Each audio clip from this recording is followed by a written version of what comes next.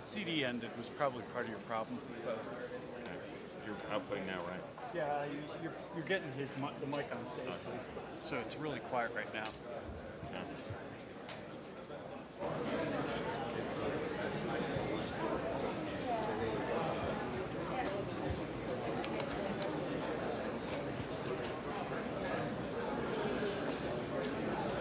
Is everyone working sort of?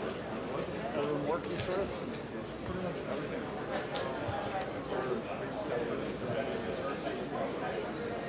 Okay, I'm going to need a VJ and you're probably going to speak. In 1994, with me in sunglasses and strobe lights and a neo-Nazi Reichstag thing, which, by golly, 1994, everyone knew it was coming.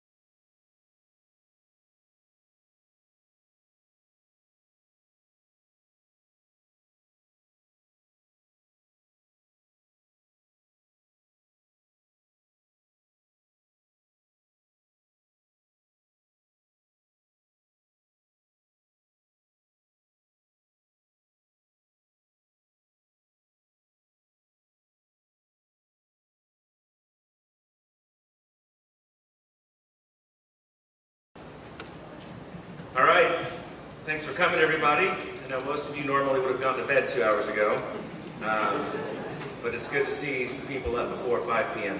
I'm Laszlo. I'll be doing some kind of MC action this weekend. I do have a couple of announcements. The lock-picking workshop is from 2 to 5 p.m. today in Area 8. I don't know if any of you have been to some of the European conferences, hacker conferences, but the lock-picking workshop will disturb you when you see how fast people can bust into your home. And also there's a book signing from Singress Publishing. Kevin Mitnick is going to be doing a book signing for Stealing the Network. That's back there in this room at 1 p.m. But they're already selling the books right now in Pin-Top North. And the word on the street is you may want to buy your book before 1 p.m., but you can get it at 1. However, it's selling like hotcakes. But make sure you save some money for those fine Hope t-shirts. And let's get on to Robert Steele. If you've been to some of the past hacker conferences, you can't get him off the stage, and people don't want him off the stage because he has all sorts of interesting stories about darting dogs and things like that. But Robert's going to be discussing hacking national intelligence. Tomorrow he's going for the 4-hour marathon tomorrow evening. So there's definitely going to be an opportunity to pick his brain. But without further ado, Robert Steele.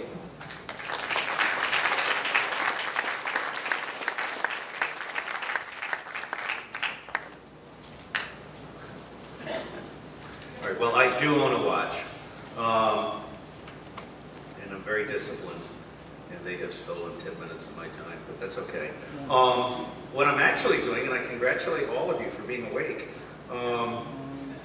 what I'm actually going to do now, as agreed with my dear friend Emmanuel, is I'm going to give you a real speech, a real structured speech about power to the people through public intelligence. And then tomorrow night, for 4 hours, beginning at 10 o'clock, I will do a 30-minute brief with slides, really nice slides, on 9/11, U.S. intelligence in the real world, and we'll talk about cool things like the 18 genocides that are going on right now, and Las Vegas running out of water in about 3 years, stuff like that. And then I'll have a little speech on, or a little slideshow on the failure of 20th century intelligence, which will basically dissect national intelligence and tell you why we've screwed up so badly. Not just on bin Laden, but on a whole range of things, including what kind of moron would run up a $7 trillion deficit. So, I do want to make an announcement now in case some of you are going to miss me tomorrow. I run an international conference, and I usually give 10 scholarships to academics 10 scholarships to journalists, 10 scholarships to NGOs. This year I'm adding 10 scholarships for hackers. And Emmanuel, Ropp, and Andy, and Render are the first 4, and then the rest of you can ask for the other 6. And so if you're interested, look up, go to OSS.net, check out the conference, decide if you want to come free. It's a $900 ticket. All right. I'm a former spy, a recovering spy, as it were. I spent 3 clandestine tours overseas. I spent 3 tours in Washington doing clandestine things, programming overhead satellites. I've helped steal signal code books. Let me ask, how many of you are new to this conference? How many of you have not heard me before? Holy shit. Well, the real hackers are still asleep. No, I'm sorry. No disrespect intended. All right, then I will spend a couple minutes on the bio because I want you to know where it came from, because it's relevant. I am not Jane Fonda on steroids. I'm a moderate Republican who thinks his party's been hijacked. I think this country's gone down the drain in a lot of ways, and you're part of the solution. The media is part of the problem. So I grew up as the son of an oil man, and unlike most Americans, I spent 10 years in Asia, 10 years in Latin America as a kid. Walking the streets, and the way you walk New York City, I walked Singapore and Bangkok and Saigon. I was, at 12 years old, I was trading cigarettes for bullets, going through 10 coups d'etats in the 63, 64 time frame. Came back to university in Pennsylvania, got my first master's degree thesis in predicting revolution. Decided that I had become overly intellectual, so I joined the United States Marine Corps, which had the desired effect. It balanced me out. I learned the F word.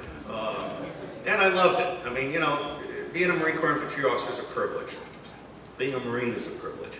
But I found that very boring, so I joined the clandestine service. They sent me immediately overseas. I can't tell you where I've served, but Alvin Toffler thinks it was in El Salvador, Venezuela, and Panama, with side trips to Central American countries. He wrote a chapter about me called The Future of the Spy in War and Anti-War. Throughout that period, as I was a spy, as I was doing these things, I thought I was a god. I mean, I thought I was a Jesuit one step from holiness, and just doing God's work. And it wasn't until I was given an opportunity late in my career to stand up the Marine Corps Intelligence Center that I discovered it's all bullshit. We're spending $30 to $70 billion. We're spending between $30 to $70 billion. I take $50 billion as my average for secrets. We're spending almost nothing on open sources of information in 29 plus languages, including the 2,000 dialects of Arabic. So that, I stood up the Marine Corps Intelligence Center. It shocked me into action. I discovered that 80% of what we need to know to protect America is not secret, not in English, not online, and not known to anybody in Washington. And when I say 80%, I'm being generous. So what I have for you today, and if you choose to sleep through it, you can download it from my website. At www.oss.net, I have what I call 3 portal pages. There's a Global War on Terrorism portal page at the top, which I just opened today. There is a collective intelligence portal page, and there is an open source intelligence portal page. Collective intelligence, if you Google on collective intelligence in quotes, you'll get to a very fine collective intelligence blog. There are about 8 collective intelligence movements out there. These are people that, other than Tom Atlee, had never heard of me, but Tom came to his ideas well before I ever met him. But the fact is, the wisdom of the crowd, the common sense of the public intelligence, collective intelligence, using the internet and meetup.com to organize structured intelligence so that you can then confront authorities with the facts. This is all happening. And so I'm one small part of this larger movement.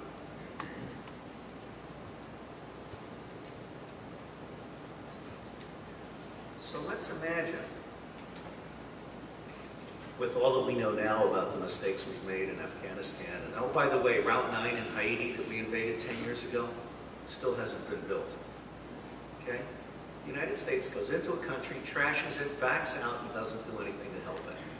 Most of what we're doing in the way of foreign aid and foreign policy, and I'll discuss this tonight, is just plain-ass stupid and deceptive. It's a placebo. So imagine an America in which public intelligence supersedes secret intelligence, and elitist corruption is displaced by an informed democracy in which consensus conferences at every level, down to the neighborhood, assure that we, the people, are actually served. Let me begin by telling you what $100 million can buy, depending on who's making the decision.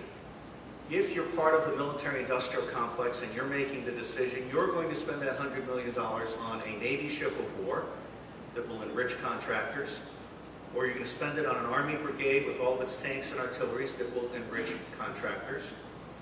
Or you might, if you're somewhat enlightened, spend it on 1,000 diplomats or 10,000 Peace Corps workers. Or if you're truly enlightened, you might spend it on a water desalination plant for the Middle East that will desalinate 100 million cubic meters of water a year. Or if you're just completely stupid, you won't do anything and then you'll spend it for one day of war in the Middle East. That's what $100 million can buy. And the third book that I'm working on, I guess you've got a bio someplace. At the end of my career, I wrote On Intelligence, Spies, and Secrecy in an Open World with a foreword from Senator Bourne, who was the past chairman of the Senate Intelligence Committee. And then I wrote The New Craft of Intelligence, Personal, Public, and Political. They're only available at Amazon or buy the box for me. But that has a foreword by Senator Roberts, who is the chairman of the current Senate Select Committee for Intelligence. This should be a clue. 2 U.S. senators, both chairmen of the Senate Select Committee of Intelligence, have written forewords to my first 2 books. And I'm asking Senator Warner to write a foreword to my 3rd book. I am not a renegade professional. I am a tough love professional who's sick and tired of having our throat cut by corrupt politics. And so this is about tough love and fixing intelligence so it will serve America. But we have in this country a completely screwed up copyright, patent, and secrecy system. In fact, patents and copyrights need to be cleaned up because a lot of them are being used to keep knowledge out of the public domain. For example, portable solar technologies. I think we're going to see solar power driving neighborhoods. I was in the month that Cheney was meeting in secret with his 6 pals in the White House. Wired magazine had a wonderful cover story on a new 2-way energy grid and a new paradigm where neighborhoods and cars give back to the system. That kind of thinking is not taking place at the White House because and I have to say this is not just an extremist Republican problem, it's also a Democratic problem. The 2 political parties are broken. And I just picked up a book yesterday at Penn Station by the chairman of the Council on Foreign Relations that says that we're running on empty and that both the Democratic and the Republican parties are dead in the water. So where does this all go? I had my epiphany, a very expensive Republican word for the more inexpensive Democratic word, aha. Okay, I had my epiphany aha experience. Not when I stood up the Marine Corps Intelligence Center and realized that 80% of what we needed to know was not secret, not in English, not online, and not known to anyone in Washington, but when I realized that it was known to you. You have the power to get better intelligence on any issue within 24 to 72 hours than is available to the appointed President of the United States. Okay? But you haven't learned how to apply the proven process of intelligence, and you haven't learned how to structure all of that so that you can, in fact, be effective. Let me tell you that I think Thomas Jefferson had it right when he said that educated citizens are the essence of national security. A nation's, his exact words were, a nation's best defense is an educated citizenry. Okay? Everything that we're doing on counterterrorism, all of this Tom Ridge bullshit, it's not making you safer. Between Tom Ridge screwing up in the United States and George Bush screwing up overseas, we are much more threatened today than we were prior to and immediately after 9/11. George Bush is a recruiting poster for bin Laden. In fact, there are, I'm serious now, if you go through my website, there are open source intelligence reports. And I'll tell you, my preferred candidacy is actually George Bush and John McCain. Bush will go nuts in January through March of 2005, drop out, and McCain will be president. There are already reports that Bush is acting very erratically. So I think we have some interesting dynamics. John Kerry does not impress me, John Edwards does. Open source intelligence is the wedge in 3 different national revolutions. It's the wedge for intelligence reform. Because if you get open source intelligence right, at just 5% of what we spend now on secret intelligence, if you get open source intelligence right, you force the spies and the satellites to be honest. Because they're not right now. I was a very successful case officer of the many, many, many people that I recruited by throwing money up in the air and seeing who caught it. Maybe 4 were worthwhile. And unfortunately, in this day and age, central intelligence is an oxymoron. In the age of distributed information, central intelligence is an oxymoron. You have to build a system that is distributed, and just enough, just in time, just right, come as you are, plug and play, all of that good networking stuff.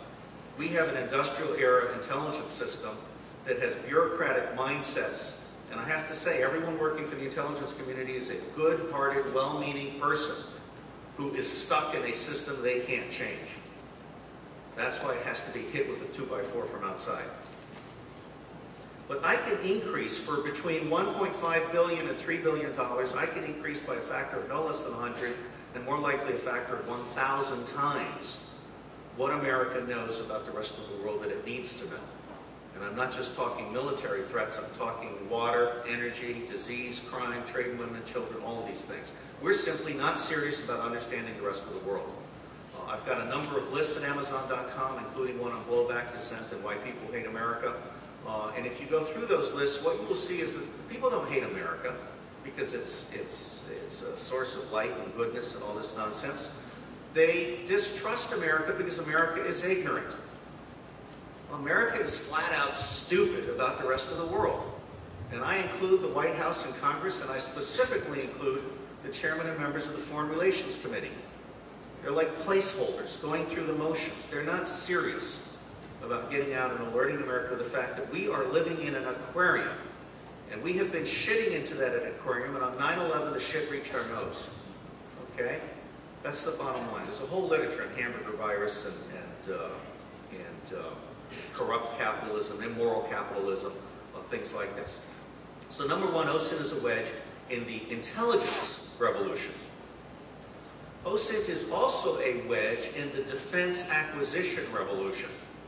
One of the slides that I'll give you tomorrow night crosswalks the real-world threat, which consists of mostly sub-state, non-state threats, terrorism, crime, water, all this, against the Pentagon's budget. Guess what?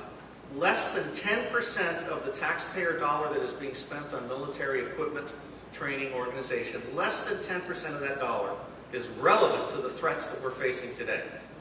The other 90% is a way of transferring wealth from your pocket to a corporation. Okay? And I mean, I shudder when I think of how communist that sounds, that criticism. But it is a reality. Corporate taxes have gone down from 32% of federal revenue to less than 6%. Halliburton paid less than $15 million in taxes a couple of years ago on its billions and billions and billions of dollars of reported earnings. A very simple fix is they have to pay taxes on what they tell their stockholders they made last year. Okay? We're being screwed. We are being screwed. And that's something that we all have to change in the aggregate. OSINT is also a wedge in a third reform, which is governance reform, how we govern ourselves. The industrial era of government, including, which we still have today, the industrial era of schooling, believes that the people are stupid and that only a small select elite can know what they need to know. That's no longer the case. I am very impressed by Tom Atlee's Co-Intelligence Institute, these other collective intelligence things. Tom talks about a Danish conferencing system. When the Danish people have a really, really important issue, say 9/11 or whatever, they don't appoint Bob Kerrey and these other experts. They go out and they appoint 12 citizens. And the only qualification of those 12 citizens for being the Supreme Court for this decision is that they must know nothing about it. And then with this Danish conferencing system, as Tom Atlee has explained it, and you really got to buy his book, The Tao of Democracy. Creating a World That Works for All of Us Through Co-Intelligence, I think is the subtitle. It's in paperback on Amazon. Tremendous book. And Bill Moyer's Doing Democracy is another good one. But these people grill the experts, only the experts aren't allowed to just testify and leave. They actually have to answer questions. And so these 12 citizens, the common sense of the crowd, the common sense of the citizenry, are applied, and at the end of it, their decision is final. And so when Denmark was dealing with like genetically altered foods, they had such a council. So we can recapture the power of the people at every level, but we can't do it just by organizing, just by demonstrating, just by demanding. We have to do it with intelligence. And so I've created meetup.com is, I think, a wonderful thing. I think the Democratic Party will rue the day when they torpedoed Howard Dean. But meetup.com has accepted an OSINT, International Meetup Day. And so if you go to www.osint.meetup.com, or just go to meetup.com and look up OSINT, you can meet anywhere in the world on the second or the first Tuesday, first Wednesday of every month at 6 in the evening. And just like all other meetup things, like for open source software and whatever, you can actually start pulling together. And so a neighborhood can say, or a county can say, we're going to have an OSINT meetup, and we're going to structure ourselves to create a little citizens intelligence agency to follow every one of these issues that's important to us. And we're going to have a website, and we're going to publish intelligence estimates on these issues. And we're going to make sure that on any issue where the government says it's this, we can say, yes, it is, or no, it's not. But it has to be an informed decision. Now, the key here is that using Meetup, you can organize at any level, in any location, anywhere in the world. So there are three, basically. I'm now going to skip, this, by the way, is the short version of the speech. I'm now going to skip over the lessons, the way I beat the crap out of the intelligence community in the Burundi exercise with 6 phone calls. In fact, I was on my way to DEF CON to speak. I want to just give you the definition of OSINT and talk about the 7 tribes, and then we can do some questions and answers. And again, this is downloadable as an RTF document. I no longer post docs at oss.net, so you can get the whole thing and read it at your leisure. Open source intelligence combines the proven process of intelligence, which is requirements definition. The biggest mistake most people make today when they're using business intelligence, or they're doing academic research, or they're doing an investigative journalism study, is they forget to stop and ask, what's the question? Because if you ask the wrong question, I guarantee you're going to get the wrong answer to what you really want to know. So requirements definition, then collection management, know who knows. It is appalling to me that we have very senior people in Washington today that don't know what citation analysis is. Citation analysis uses the Social Science Citation Index, the Science Citation Index, to identify who the top 100 people in the world are in anything. And so when I needed a top guy in the Zeeman effect, which is detecting underground facilities by looking for electromagnetic variations in the Earth's surface, I did a citation analysis. I found the chairman of the Department of Astronomy at the University of Illinois in Urbana was the top guy in the world. I called him up. I said, I want to send you a check for $2,000 bucks. I want a 10-page paper in 4 days that tells me where this is at and where we should spend the next $10 million. And he did. And Booz Allen would have charged $250,000 to $500,000 for that. And oh, by the way, I don't charge extra for doing it overnight.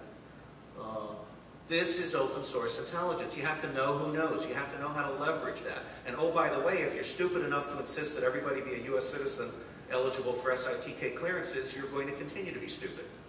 Okay? Because most of what we need to know is known by people who are not U.S. citizens and would never in a million years want to put up with the bullshit that we require for clearances. And then finally, you have to know how to mix it all, how to integrate software, present it, and then so forth. So moving forward to kind of the conclusion of the short version. When I had my catastrophic failure at the Marine Corps Intelligence Center, I paid MITRE $10 million for an SITK high system that turned out to be worthless because there was nothing in that system worth knowing. I went out looking for signs of intelligence outside the U.S. government. And I very quickly found a business intelligence world, www.skip.org, Society of Competitive Intelligence Professionals. I found a handful of law enforcement intelligence analysts, ilea.org. I found out that B'nai B'rith is following Arabs in select neighborhoods near you. Opus Dei is penetrating the government for its own purposes. The Mormons have already snatched FBI and CIA. And so I discovered, holy cow, national intelligence is not just about spies and secrets at the federal level. There are actually 7 intelligence tribes. And I have brought with me pins for each of those tribes. I hope I have enough for you. We'll have to think about how to distribute them. But these are the 7 tribes. The national intelligence tribe, the spies, satellite signals, imagery, other technical intelligence specialists, and the all-source analysts that serve the government at the federal level. Their color is red. So they have a golden candle pin with a red circle. The military, and by the way, they are, I've graded these in my second book, they are at the 50% level in terms of competency. All right, and that 50% drops to 10% when you add neoconservatives as the customer. All right, I mean, I believe in the Republican Party. I also believe in certain aspects of the Democratic Party, but other than in Hitler's time, I have never seen a government hijacked by 6 people. This is really scary stuff. And it's because they have a sock puppet in charge. This is not good. Am I being disrespectful?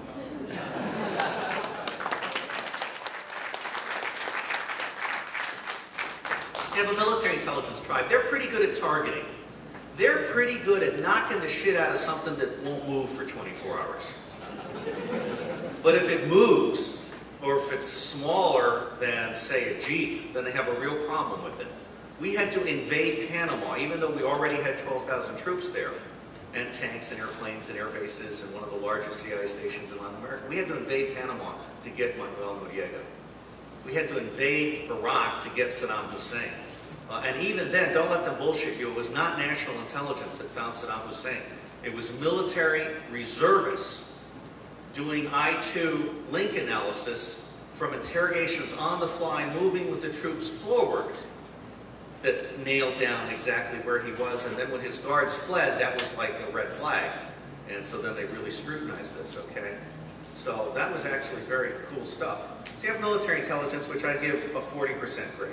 You have law enforcement intelligence. The Queen of England just gave an Order of the British Empire to Detective Constable Steve Edwards of Scotland Yard for creating the Scotland Yard OSINT branch. The King of Sweden has previously given an award to my partner, Mons Majors, but this is the first Order of the British Empire for OSINT.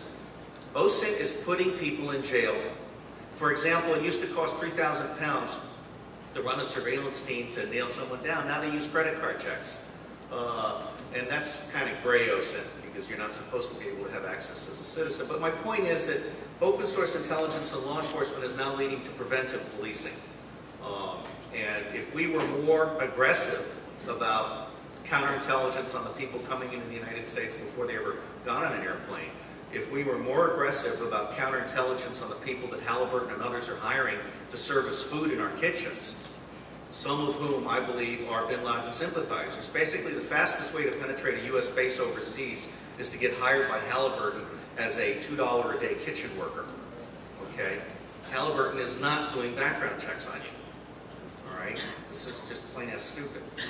And then business intelligence. Business intelligence is in the basement. The oil companies, the pharmaceuticals do pretty well, but most people, small businesses, middle managers think they know everything they need to know, and they're not as healthy as they should be. Academic intelligence. There are some centers of excellence, by and large it's in the basement. The New York Times did a really great story about a year ago on how foreign studies in the United States is dying. Because in the 1970s we got into something called comparative politics.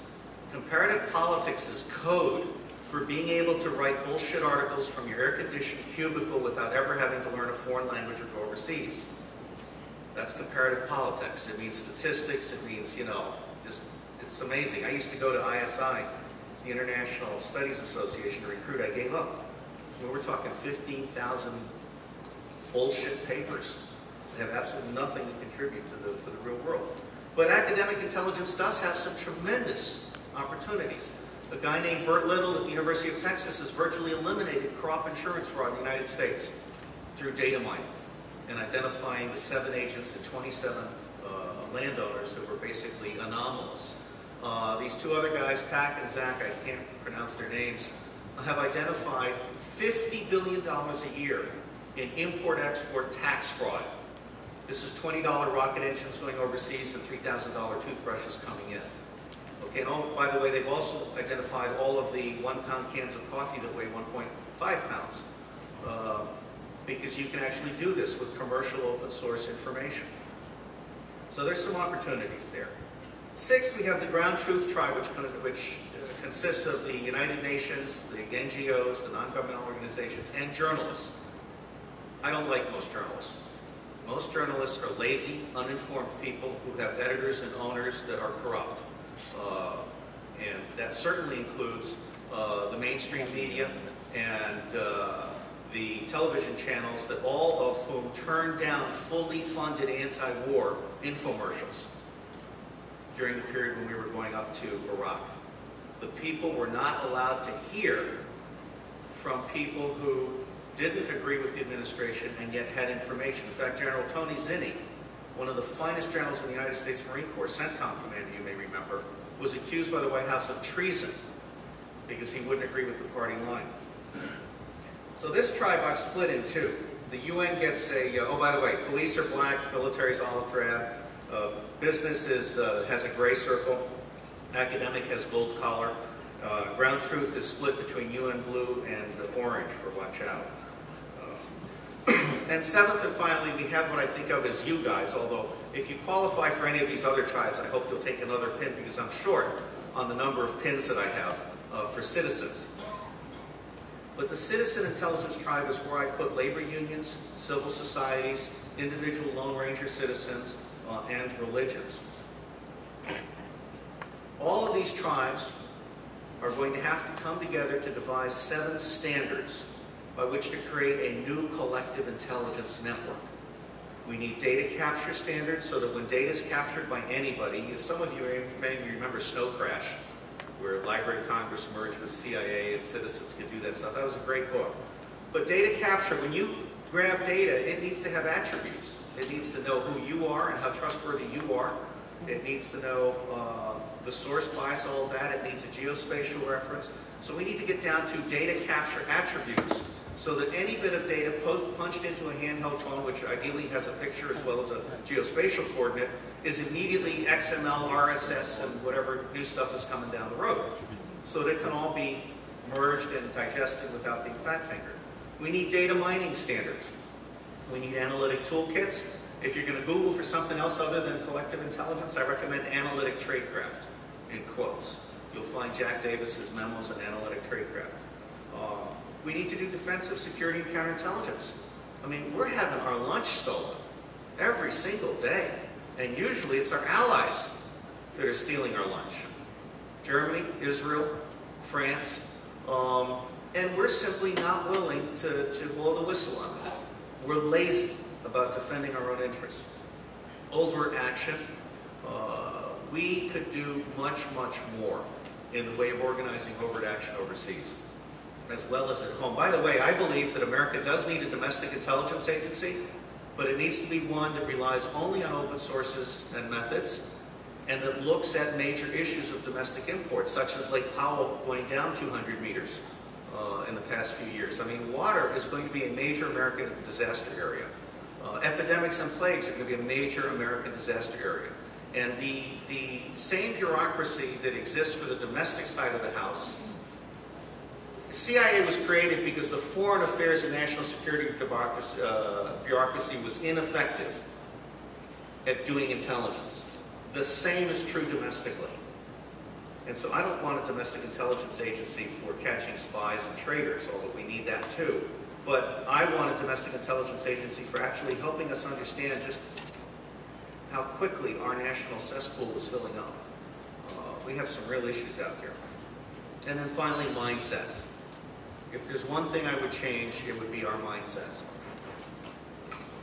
Washington is in a fool's paradise. It really doesn't understand.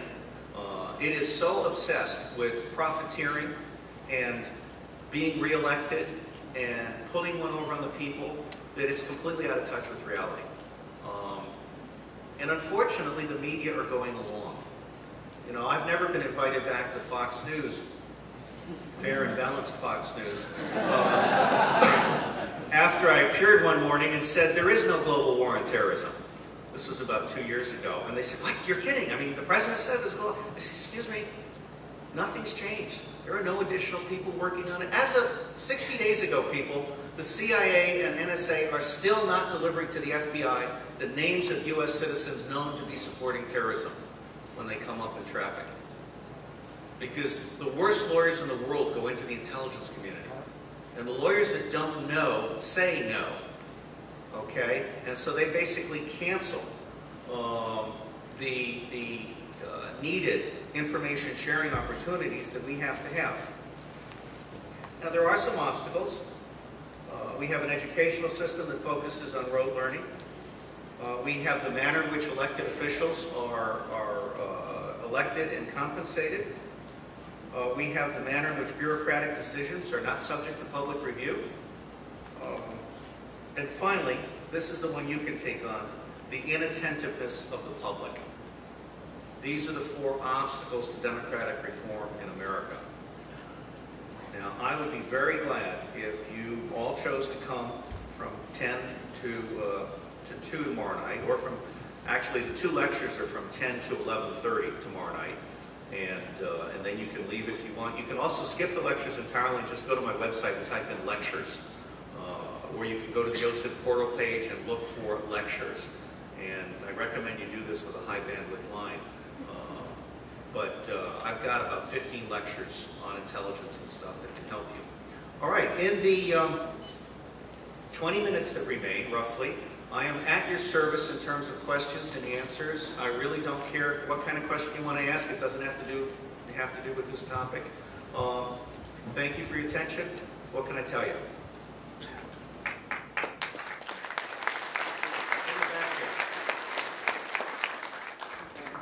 Yes, sir. Potentials for what?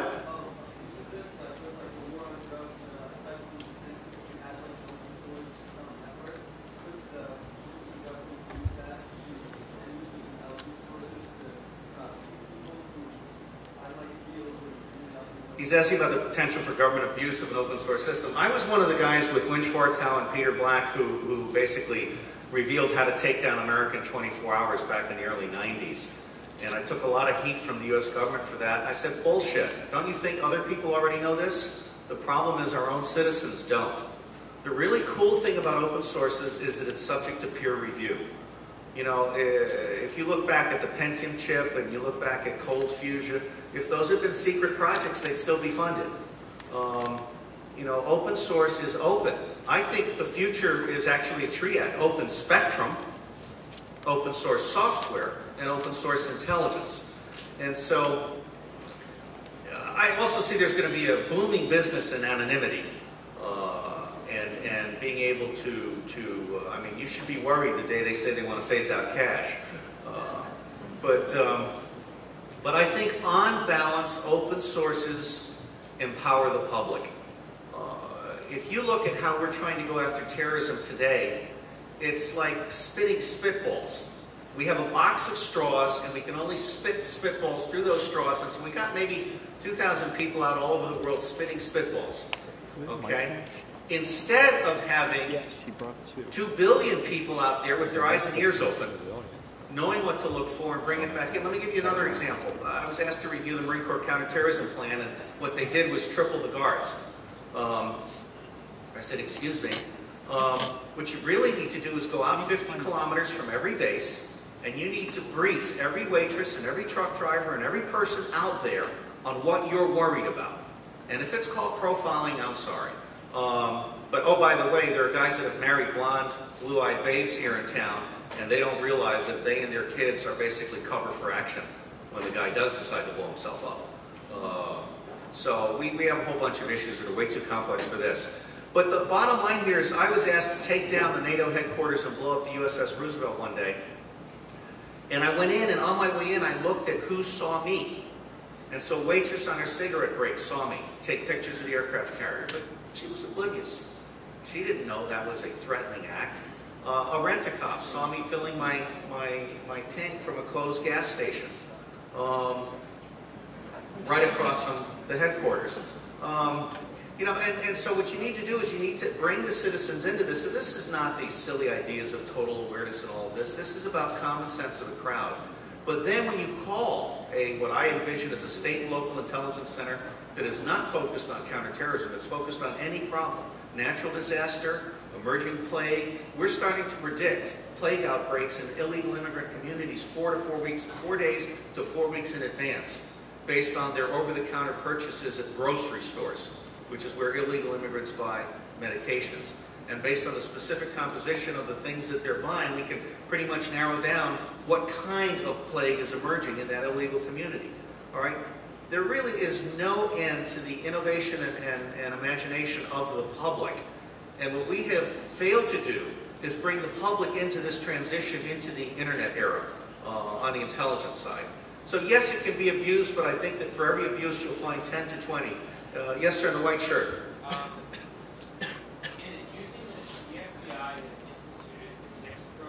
Right.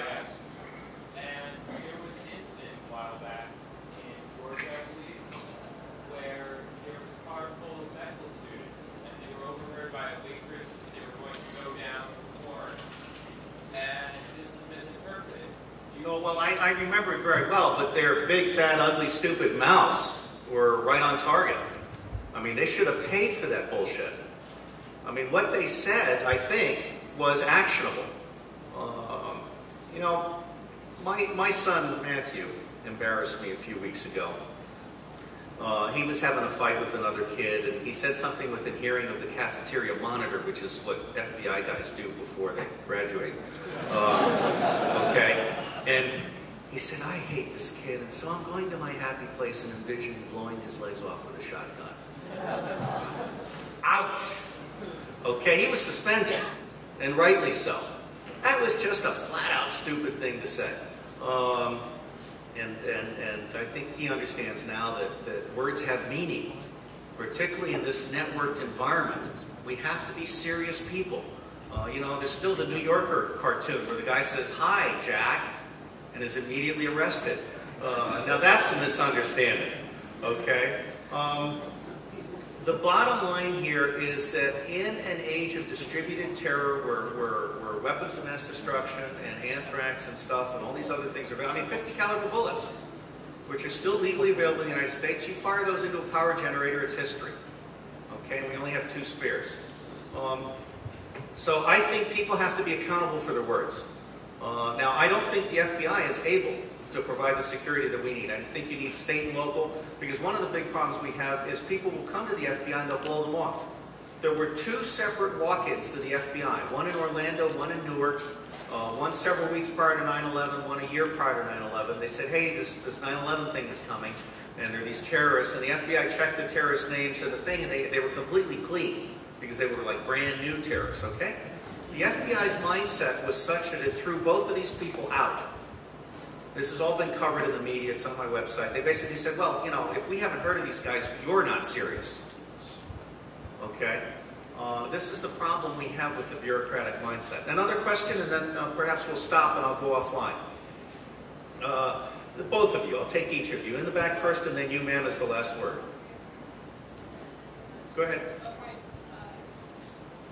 What do you recommend to young people who are interested in these issues and want to deal with them or work with them or make things happen? What do you recommend? Wonderful question. What do I recommend for young people who want to get into these issues? Well, the first thing is that if you do ever want to have a clearance, it's okay to be homosexual as long as it's declared. It's still not okay to do drugs in quantity. So more than one. So you want to be lifestyle conscious if you ever want to have clearances. Okay. Absolutely, you can be stupid and be president. The second thing And by the way, I think a life in the clearance world is really cool. I mean, I would recommend to anybody that's interested to consider joining the military with a guaranteed military intelligence option, and then use that as a path to working in national intelligence. FBI is hiring right now because more analysts are quitting every month than they can hire. This has been going on for the last several years. Their management is so abysmal that you've got a very good chance of getting in, just because they're pissing everybody off and they're all quitting. The contractors are hiring. You can go to www.intelligencecareers.com. Great place to look. It's also on my website as a button. It's run by someone else. But last but not least, I would say, pick whatever it is that gives you joy and then apply intelligence to it. And I'm not being slick here. I look at advertising and I wonder what kind of morons put this stuff together. You know, I look at books written by academics and I wonder what kind of moron threw this trash together. We have sunk to new lows in America. So I would say to you, study analytic tradecraft, study the process of intelligence. Intelligence is about decision support. It's about being smart in a structured way. It goes way beyond academic hypotheses and research. Let me come down to the real clear difference between intelligence and research. Research is for lots of people, intelligence is for one person.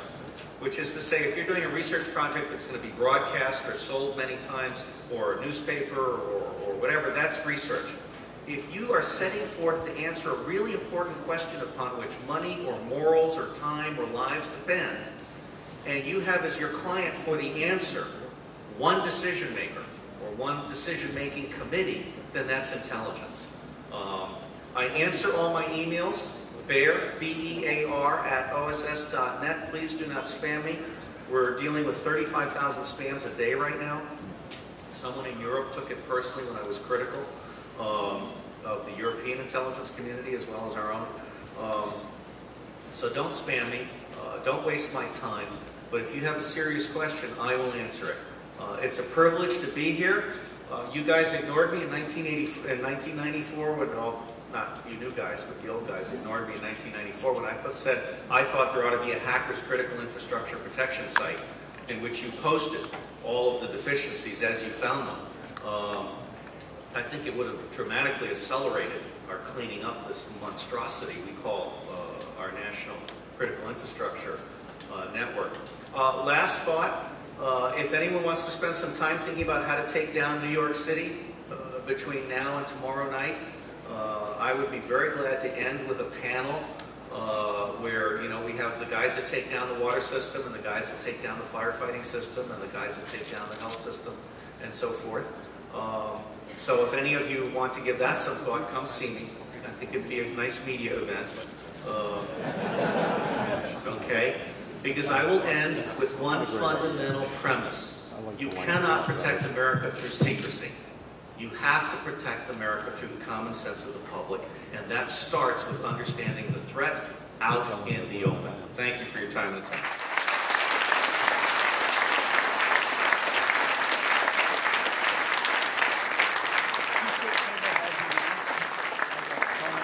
If any of you want to visit with Robert later in the day, he'll be at Guantanamo. Okay. Tomorrow at 10 o'clock? Is that when you're next? Yes, tomorrow at 10 p.m. he's going for the 4-hour Robert Steele Marathon. Question, answers. Our next panel is going to be security through automated binary analysis. If you're on this panel, please come see me.